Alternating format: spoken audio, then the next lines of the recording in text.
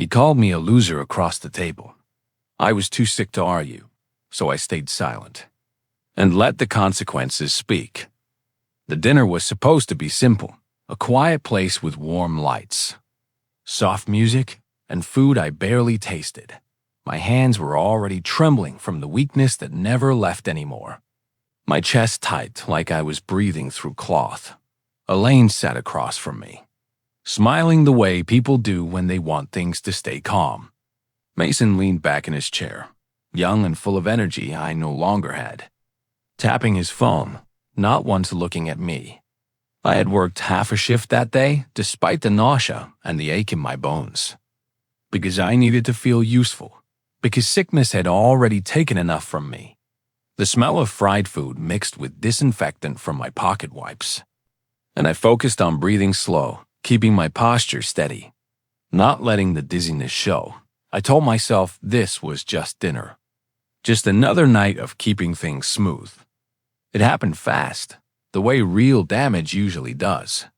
Mason finally looked up, smirked, and leaned forward, his voice loud enough for nearby tables. He said I was a loser, clean and sharp, no hesitation. Like he had rehearsed it. The word hit harder because I could feel my heart misfire in my chest at the same time. A cold rushed through my arms, my vision narrowing. People around us kept eating, forks scraping, laughter drifting. And Elaine did nothing. She stared at her glass, her hands tight around it, not a word, not even a look. And that silence weighed more than the insult. Because Mason said it knowing I was sick, knowing I was weak, knowing I would not stand up or shout or cause a scene. He said it because he knew I would absorb it. I stayed quiet, not because I agreed, but because I was choosing survival in that moment. My body could not afford anger. My heart could not handle stress. I breathed through my nose, counted slow, felt the sweat at the base of my neck. I told myself not here, not now. Mason smiled when I said nothing. The kind of smile people wear when they think they have won something permanent. Elaine finally muttered that we should eat. Like food could cover what just happened, and I nodded. Because nodding took less energy than speaking. But inside something shifted, subtle and firm. Like a switch flipping without noise. I realized that being sick had turned me into something safe to take from. And silence was no longer protecting my health. It was feeding their confidence. People think sickness makes you soft. What it really does is make time loud. Every hour costs more than it used to. Every errand has a price. Every conversation drains something you cannot get back. I had been sick for years by then. Heart weak, kidneys failing. Mornings that started with pills and ended with exhaustion. But I kept paying, kept covering, kept saying it was easier this way. Because fighting took energy I did not have. Mason's phone bill stayed on my account. His insurance stayed under my name. Rent gaps quietly filled without discussion. I told myself it was temporary, that peace mattered more now, that I did not want my last strong years spent arguing. Elaine called it being understanding. Doctors called it stress avoidance. I called it love, but deep down I knew it was fear. Fear that if I stopped, everything would collapse at once, and I would be blamed for it. The truth was quieter than that. Mason learned fast. He learned that a sick man does not chase receipts, that a tired man does not ask hard questions, that a man who hates conflict more than disrespect is easy to lean on. He never thanked me, never checked in on my health unless Elaine prompted him. He talked about his plans, his future, his opportunities, all of them built on foundations I paid for. And when bills came due, they came to me. Because my name was the one written clean and careful at the bottom. I remember nights sitting at the kitchen table, breathing shallow, chest aching, doing math I should not have been doing anymore, deciding which of my needs could wait another month, telling myself I was still useful this way, that even sick, I was holding the family together. Elaine watched all of it happen, and that hurt more than Mason ever could. She knew how bad my nights were. She knew how often I woke up gasping, how stares left me dizzy, how stress sent my heart racing into places it should not go. And still, she said nothing when lines were crossed. She told me Mason was fragile. That confrontation would break him. That calm was better for my health, and I believed her because I wanted to. Because believing meant I did not have to face the truth. That my sickness had become a shield for everyone else's bad behavior. That my silence was not kindness anymore. It was permission. And by the time Mason called me a loser out loud, it was only saying what had already been proven quietly for years. The night after the dinner, sleep would not come. My chest felt heavy, like someone had stacked weight plates on it.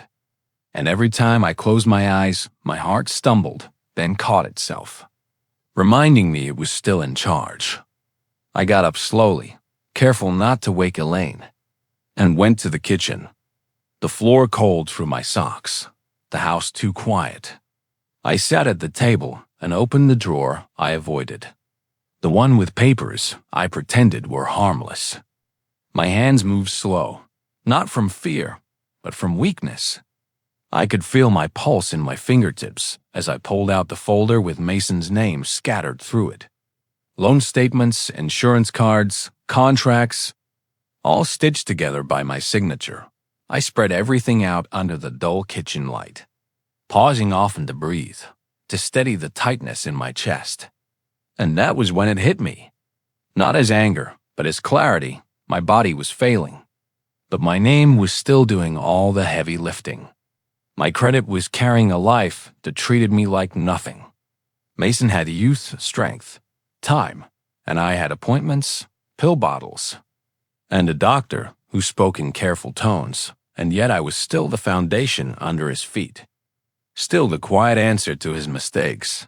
The realization was sharp, because I understood something else too. Every dollar I kept paying was coming from a future I might not fully reach. And I was spending it on someone who had already decided I was disposable. By morning, the decision was already made. Not dramatic, not rushed, just settled.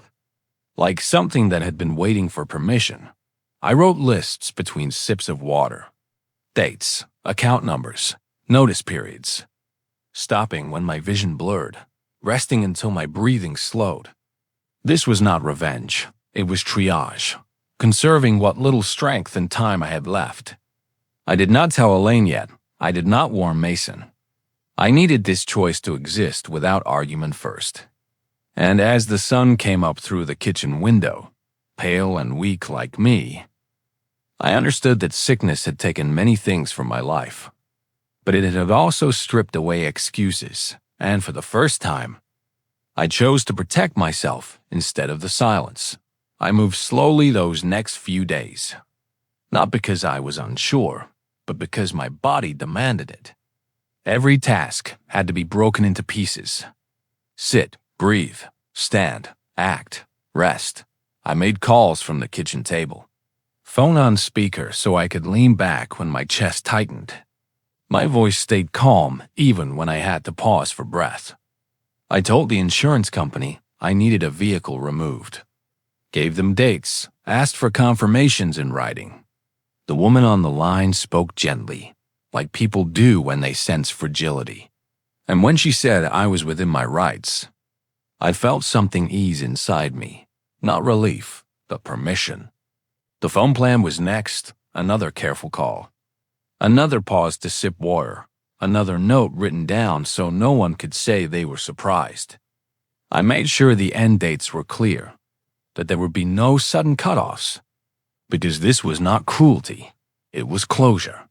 Between calls, I lay down on the couch, eyes closed, hand on my chest, waiting for the racing to slow. I thought about how much effort I had spent keeping Mason comfortable, and how little he had ever considered the cost to my health. The irony was bitter. I had protected him from inconvenience while ignoring the damage to my own body. Elaine watched me from doorways, asking what I was doing in that careful tone she used when she wanted to soften reality. I told her I was handling paperwork. which was true. I did not explain yet. Explanations invited arguments. And arguments invited stress I could not afford. When Mason texted asking about a bill, I replied with a short message, clear and plain. Starting next month, I would no longer be covering certain expenses, dates included, no emotion attached. My hand shook after I sent it, not from fear, but from the effort it took to finally stop.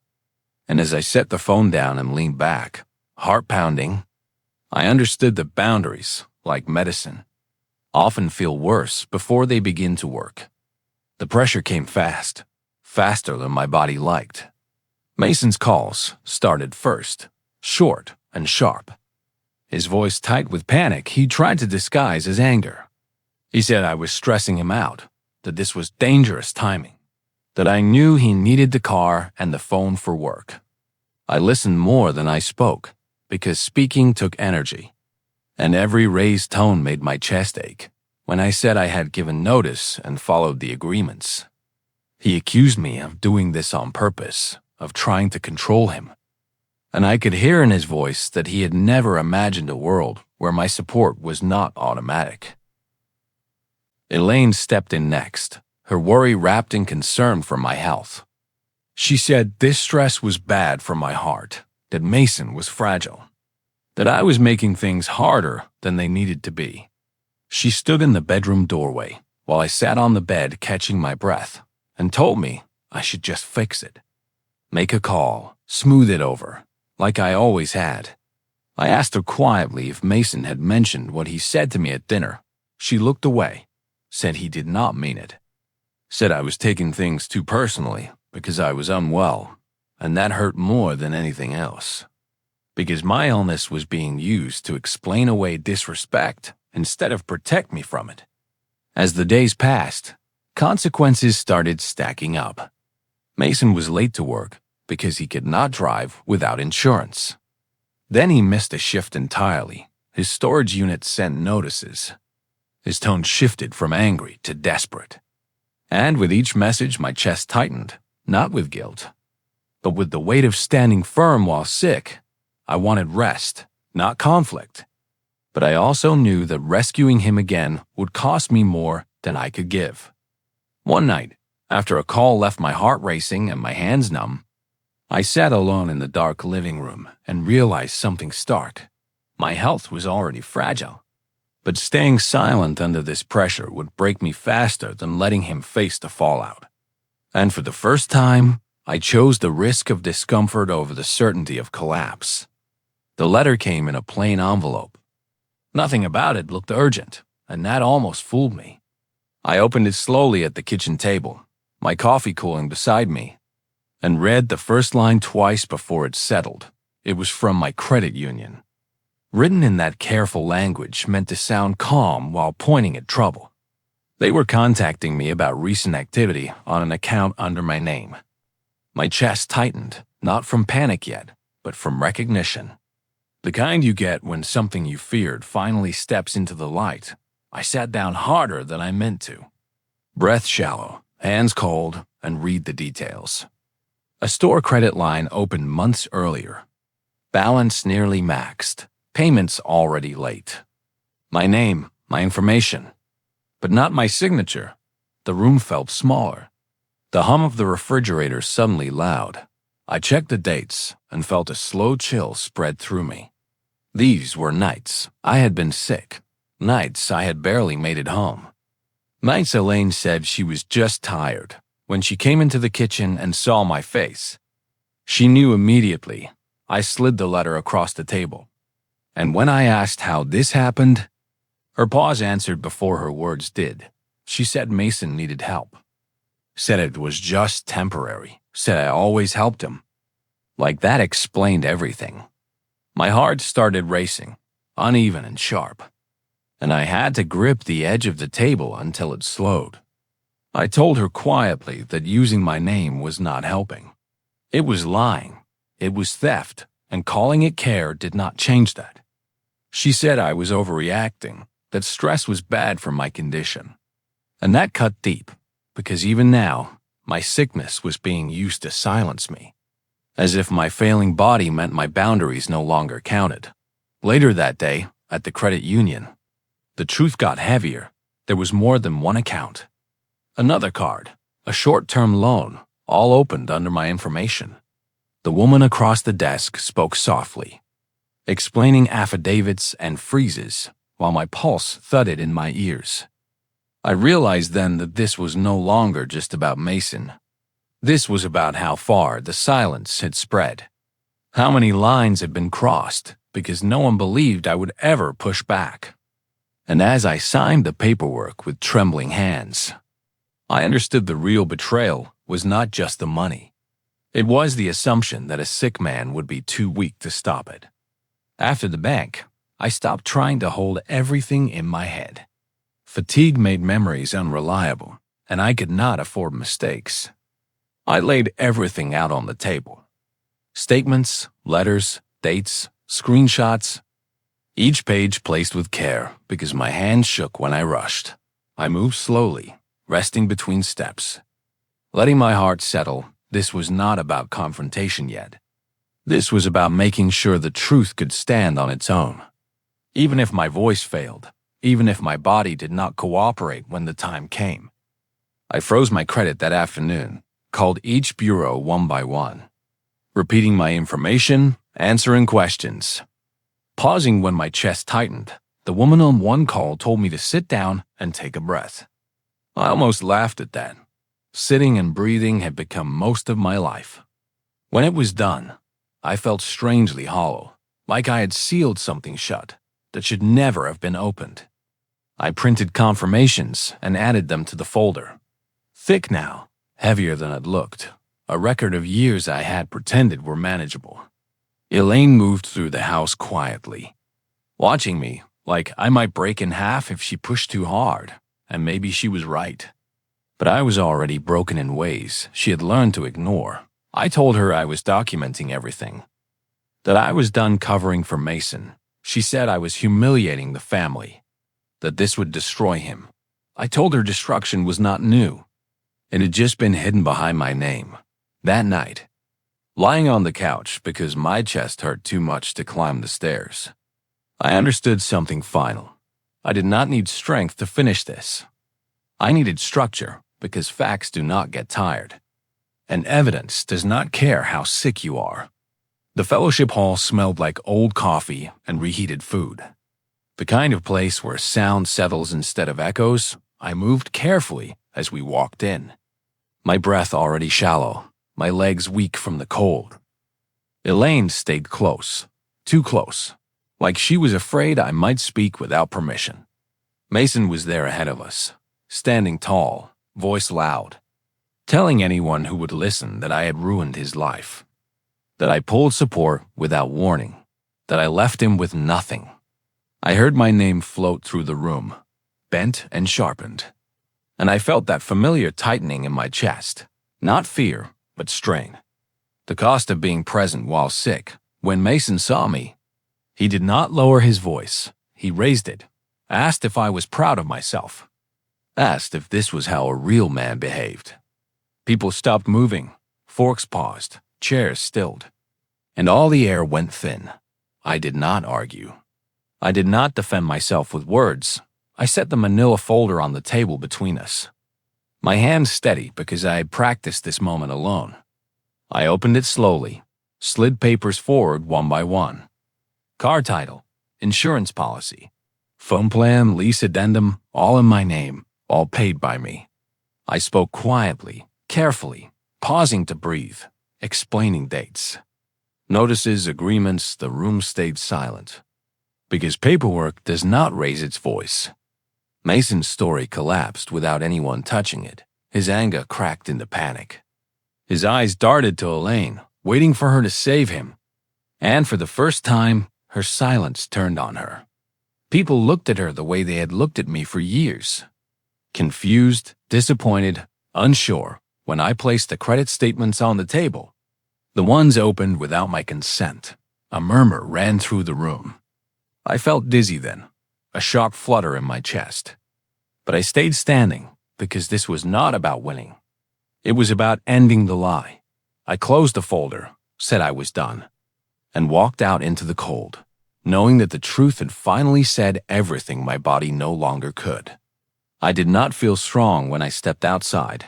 The cold hit my lungs hard, and I had to pause with one hand on the truck. Breathing slow until the tightness eased.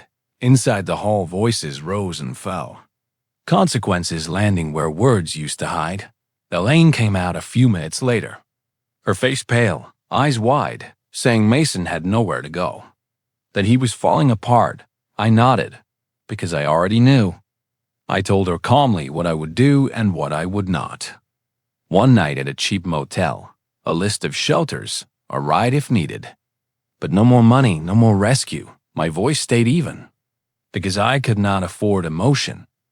And because boundaries spoken quietly tend to last, she asked what that meant for us. Standing there in the parking lot with her coat pulled tight. And for the first time, I did not rush to reassure her.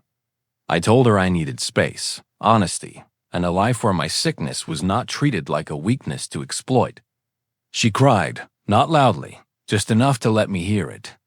And I believed she was sorry, but sorrow does not undo patterns. And apologies did not restore years of silence. I drove away without looking back, heater low, radio off, letting the road stretch out in front of me, every mile feeling lighter than the last. I moved into a small rental near the river. Nothing fancy, but quiet. And quiet mattered now. My days slowed down. Doctor visits, short walks, simple meals. And for the first time in years, no emergencies that were not my own. My health did not magically improve, but my chest felt calmer, my sleep deeper. And that told me everything I needed to know. Here is the truth I earned late in life. Patience without limits teaches people how to take. Silence without boundaries teaches people you will survive anything, even being erased and choosing yourself. Especially when you are sick, is not cruelty. It is the last form of respect you owe your own life.